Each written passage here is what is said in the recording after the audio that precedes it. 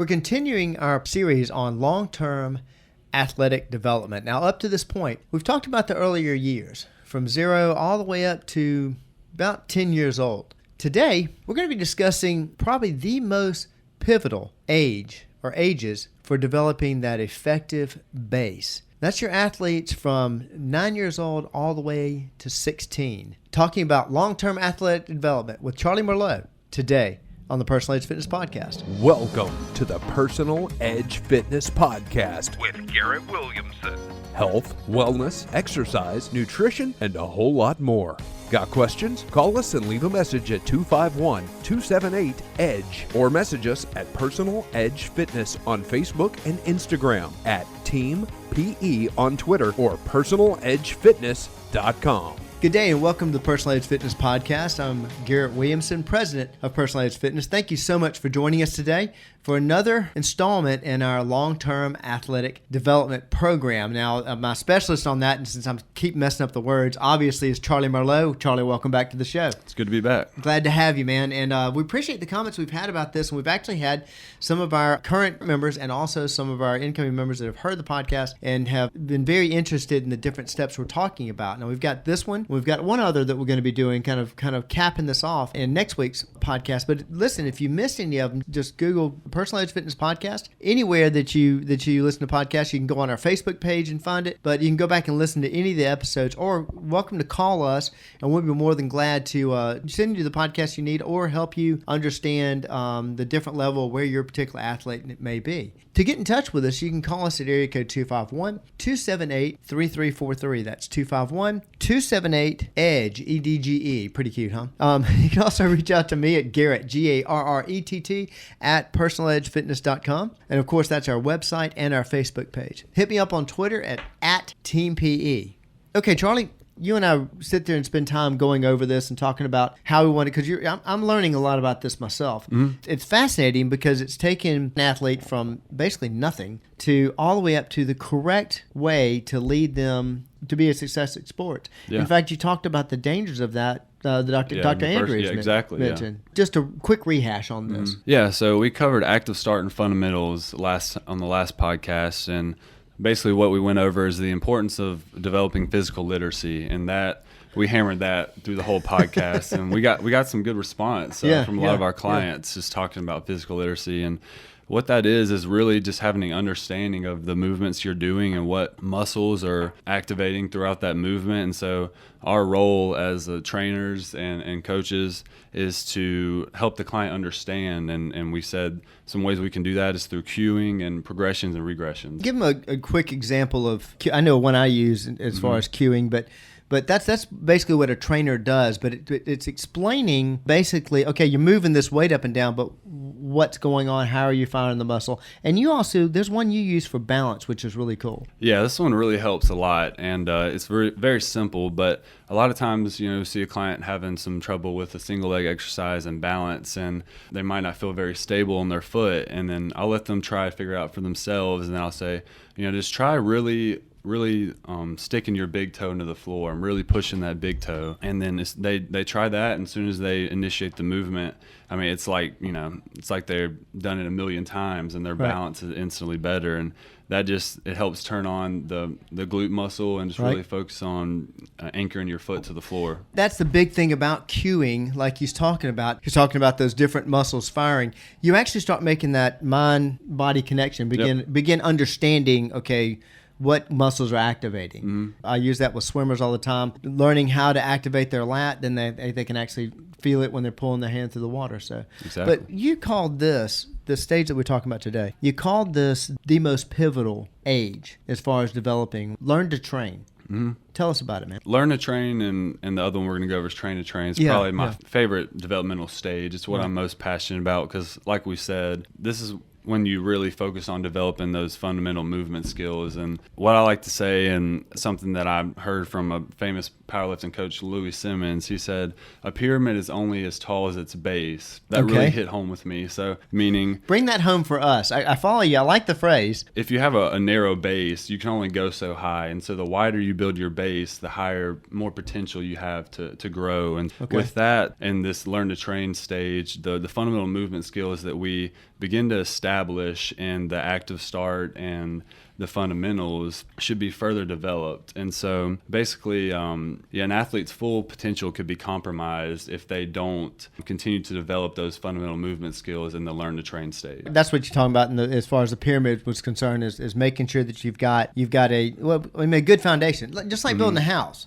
Yep. Whenever you're building a house, you've got to have a great foundation. The whole thing's going to come down no matter how you build it. So that's what we're talking about in this phase, and that's what he means by, of course, building that wider base. Talk to us about what does it mean to build that base in. The way we would structure a session for an athlete or client of this age range is really just emphasizing repetition. So we're just going to be grooving the movement patterns and not really much emphasis on straining or really struggling through finding a failure point. We're really just trying to teach them how to do the movements correctly. Right. And so repetition is key in the learn to train stage, just so they have a good understanding of what they're trying to do.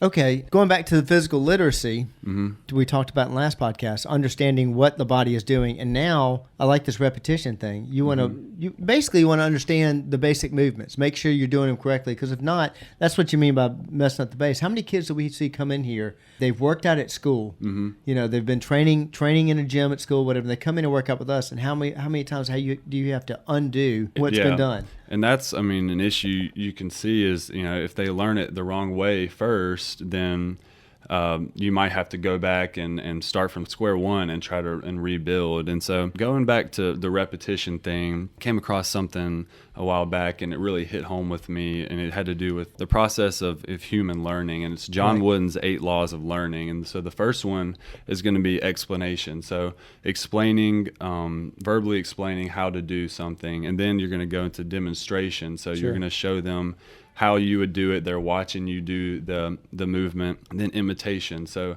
then the client would try it for themselves, right? And then try to figure it out on their own. And then the next is 5 repetition. So that's how you get 8. Exactly. I like that. So, I like that. Yeah, 8 laws of learning. So you got by explain, demonstrate, imitate, and then repetition. And so that's how you learn, is just continue to repeat the process. But this is what is really important. And you hear this phrase thrown around a lot, and practice makes perfect. Right. You hear it all the time. Right. And that's not true at all. Practice doesn't make perfect. Practice makes permanent. And so if you're practicing something. Wait a second now. I've heard that all my life. Practice makes perfect. But I like what you're saying about that. Practice makes permanent.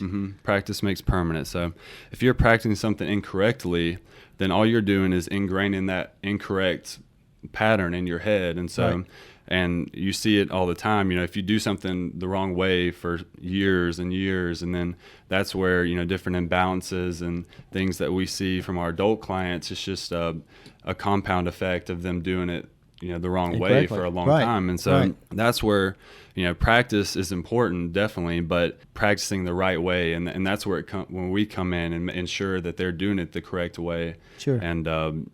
So practice makes permanent. That's what you're focusing on the learn to train phase. Anything else in that, or are we ready to go to talking about the train to train? One other thing, and so that would be teaching intent for an exercise, and by intent I mean it's very easy to go through the motions, and with the athletes, especially at that age range, they don't really understand how their bodies are working and how the capability that they have to train hard, and they don't understand that. That's why it's called learn to train. We're teaching them how to push themselves and actually how to strain. And so basically teaching intent is, if I say jump as high as you can, that some kids might just do like a little jump, but if you say you try to jump there and touch the ceiling, you're going to get a different response out of that kid instead of just saying jump as high as you can. But if you tell them to try to reach for something or try to jump up there and tap the door frame, they're going to jump a lot higher. And so teaching that intent,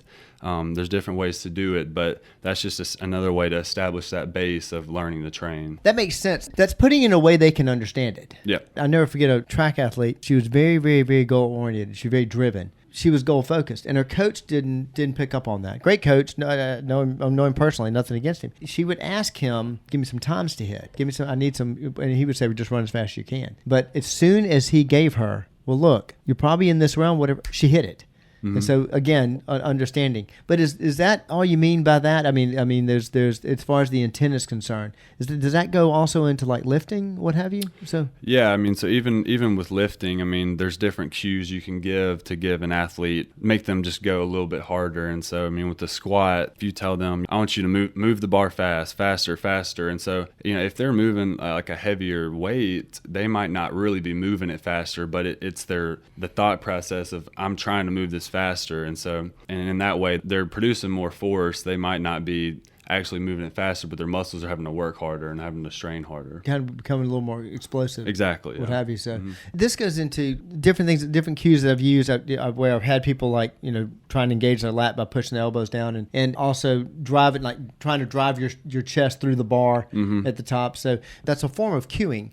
And that's what Carly was mentioning earlier. I'm driving that home on purpose because that's the sign of a really good trainer, is to be able to cue the correct way so that somebody understands it, makes that connection. Yeah, make it click. Yeah. It's another reason why we have all of our clients trained with multiple trainers, because I may say drive your elbows down 1,000 times to a client, and then Charlie comes up and says actually push your chest through, and bingo, it clicks with them. Yeah. So, and with kids, it's even more so. Right. Yeah. There's special ways you can get them to understand it. I mean, by giving them, I like to use the jumping example, try to, touch the roof and just give them something that might not be achievable, but it's something they're trying to strive for or something. Same thing with like running sprints. Like I'll have them chase each other or something, just by, instead of them just running it themselves, by chasing another kid, they're going to run that much faster, trying to catch them. So I like that, man. Okay. So that's teaching intent. Ages on the learn to train phase. And remember what we said about this when it comes to long-term athletic development. It's not really the number on the calendar. It really isn't. It's not just a number on the calendar. It happens to be their developmental stage. And of course, our staff knows how to evaluate that. But just to give you a point of reference. Yeah, so the learn to train stage is going to be male is 9 to 12, and then female is 8 to 11. Like you said, that range right there is just a time frame of which they should be around in this stage. It doesn't necessarily mean they're going to be right at 8. It could be later and towards 11 or 12. So. But also, from what I'm understanding, especially some of the kids we've had come in that we've had to kind of undo things, that may put them, at least briefly, at that phase. Am I right or am I wrong? Oh, no, you're correct. I mean, you could have a 16-year-old or something come in, and there might be some things that we need to correct. And so we would go not necessarily to the learn to train stage, but we would go to some of those regressions and start at square one. We might have to teach them intent, or we might have to teach them, how to squat correctly. And then the focus of their program might be more repetition based and just ingraining that correct way of doing things and not trying to hit heavy numbers or, or something like that. Do keep in mind now, if we did have to go quote unquote backwards, they're also as far as their brain is concerned, they're at a different developmental level. So they're gonna get it. They're gonna understand it quicker. Yeah. So we may not use the chase your friend. We may use a different, and come along quicker. Yeah. But some people might see it going backwards. You can move forward faster and a lot more effective that way. It's a lot safer too. Yeah, exactly. And that's the goal of LTAD. So yeah, sure. The next stage is going to be train to train, and so this is going to be males 12 to 16 and females 11 to 15. And so you're getting more into your varsity sport age, middle school, getting closer to that, really preparing for that. And so train to train is really now that we've established this base, and we are learning how to train properly. So now we're actually going to train for the sport that we're getting ready to play. So this is really important here, because this is the stage at which kids are most likely going to start going through puberty, and they're going to be hitting their peak height velocity, which means they're growing at their fastest rate that they're going to grow. And so we're starting to see more physical changes at this point, and that's why we're going to start to really hammer home more learning to strain and really start pushing them a little more. And the training is going to be a little more structured. And so that's how it's going to kind of differ from the learn to train. Are we starting to really narrow into a sport now? I mean, more geared towards a sport or not? This one's still going to be more general. Once we get to more like the train to compete and train to win stages, that's going to be more sport specific. But yeah, the train to train, it's really when the training starts to get a little more intense and we really start trying to grind a little more, make it a little more intense and make them strain. I feel that we have parents that contact us And no offense to the parents, I understand what they want Johnny swinging the bat better. I understand that. But skipping over this phase is going to make that trying to swing the bat better, trying to play the position better, ineffective. One thing I don't think it's going to be as effective, but it's definitely not going to be as safe. Definitely not. And like we've compared the stages before, is like you said, building a house, laying a good foundation. Well, right. I like to think of the train phase as layering on bricks to that house. So you're continuing to build it up. Okay. And so the focus of this stage is going to be increasing muscle mass and strength. So building armor, and that's what your muscle mass is when you're playing sports. Is building up armor. And yeah, like you said, skipping over this phase could be really dangerous for a kid, because a lot of injuries happen when a kid's physiology, their musculature doesn't match their skill level, and so they've neglected that general preparation work and started focusing more on the sport specific work, and their bodies just aren't ready for the skills that they're trying to demand of themselves. And so that's where a lot of injuries occur, and that's what Dr. Jim Andrews was really hitting home on, that they really need to focus more on just the general training, getting their bodies ready for the skills that they're asking of themselves. You mentioned this in the introduction of what LTAD was, and I want to go back to that because you mentioned some actual injuries that we're seeing in younger kids that we used to see just in professional athletes, and because of it's basically a lot of skipping over all these phases, but especially this one. Give us some examples of that. Yeah, so a big one in baseball is Tommy John, and that's an overuse injury of throwing a lot, and so ACL injuries as well, and so you're going to see that, female soccer players are some of the most high probability athletes to tear an ACL for multiple reasons. So those are the main few. I'm thinking, rotator cuff damage could be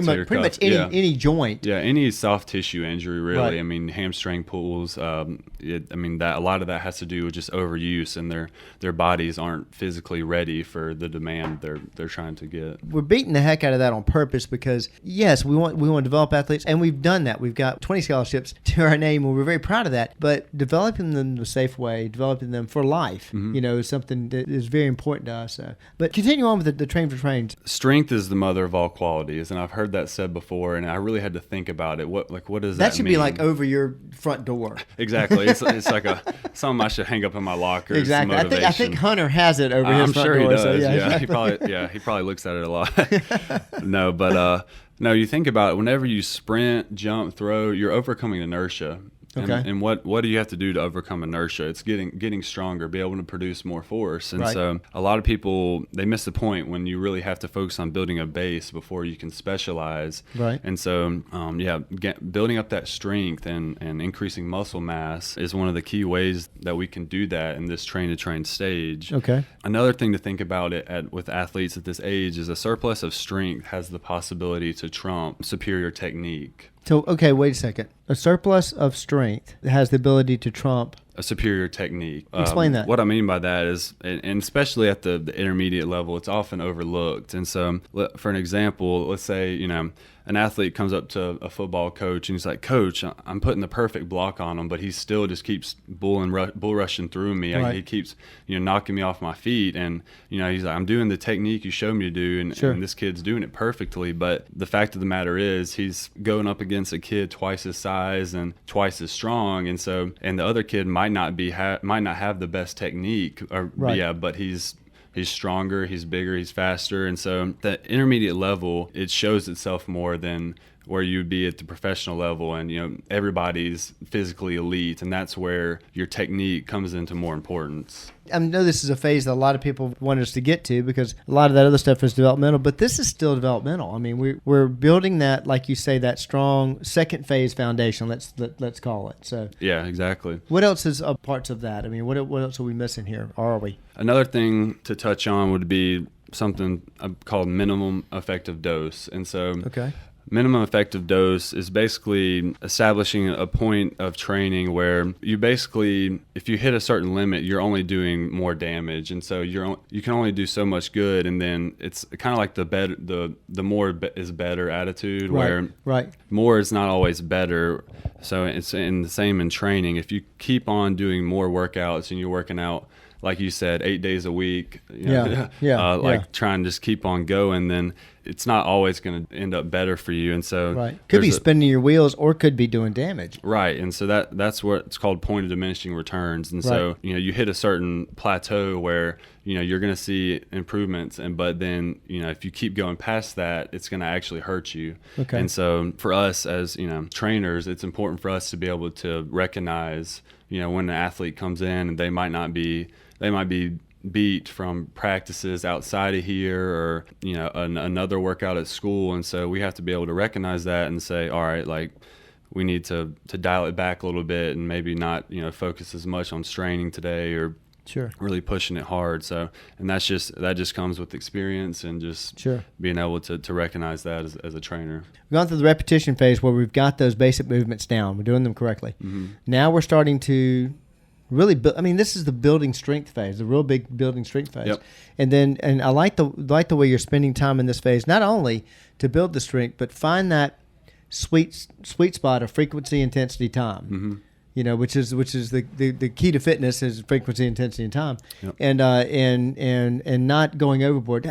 Too many times we see that, and this is actually what Dr. Andrews was talking about, was warning people about the too much, and more is not always better. And it's funny. I spoke about it in a recent podcast about the people with a very strong work ethic. Their answer is, keep working. And what you're saying is, once you've established that, once you've gotten to that phase, you really need to find out where is your effective dose of exercise and training. Exactly. Yeah.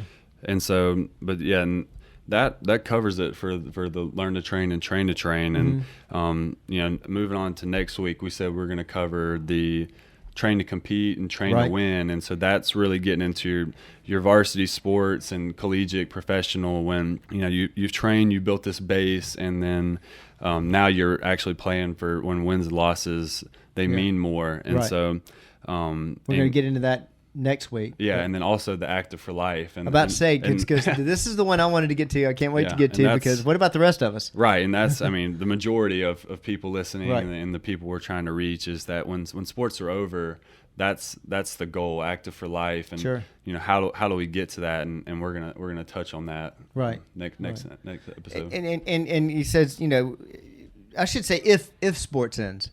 Because nobody says it has to, and it hasn't in my life. Exactly. I'm 54 now, and I'm going to my 9th and 10th World Championship this year. I'll be 55 on the 10th, and I have no plans to stop. But let's say, okay, great example there. And what he's saying about the Active for Life, that's coming up. We're going to discuss that. Hang on, because if you're interested in for yourself and you're an adult, listen, and hey, what about me? We're going to get into that. We're going to come into that. You fit into the scale too. Actually, if you've never done anything, you've already fitted in the scale before now. Because it doesn't matter what your age is. We want to make sure that you understand physical literacy. We want to get through the learn to train, the train to train fields, and what have you. If I go too deep into this, I'm going to start giving away too many secrets to what we got coming up next. Listen, this is a lot of information, I know. And when Charlie brought this to me, we were to talk about long-term athletic development and the way this system develops. I just felt the need to get this information out and let everybody know that there's a certain form that you want to go through, certain pattern you want to take as far as developing your athlete or developing your child. Whether they're an athlete or not, we can't stress enough. This isn't just for athletes. But it's a lot of information, I know that. So if you have any questions, don't think twice about giving us a call. And call me at 251-278-3343. That's 251-278-EDGE. Reach out to me at Garrett, Garrett, at personaledgefitness.com. Of course, that's our website. Got an info page there. Facebook, contact us that way, which is Personal Edge Fitness. And hit me up at Twitter at Team PE. Any of those questions that we can answer about that. Safety is the key here. But at the same time, we want to develop the best athletes. We want to do everything we can to help not only your athlete and not only your kid that's not an athlete, but you reach your level of wellness. Thanks for listening to the Personal Edge Fitness Podcast with Garrett Williamson. Subscribe now and be a part of the show by calling 251-278-EDGE or message us on Facebook and Instagram at Personal Edge Fitness or at Team PE on Twitter, and visit us at personaledgefitness.com.